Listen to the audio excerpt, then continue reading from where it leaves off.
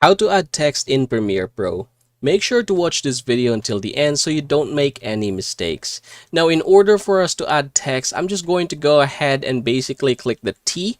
After doing so, I'm going to click the video or the timeline itself and then basically add whatever kind of text I want to do. Say for example, just like that sunset, I'm going to click this one right here and basically like reposition this wherever I want. So yep, that's the basic. Now, if you want to make changes here, go ahead and click the Windows and then go ahead and open Essential Graphics. Now here in the Essential Graphics, you can go ahead and try to click this one here. This is again the font, and then you can go ahead and make some customizations here. We have the font style, font size, you have the style, whether it would be condensed, it will be black, so on and so forth. You can also change the color fill, the stroke, the background, shadow, mask the text, and the others in here.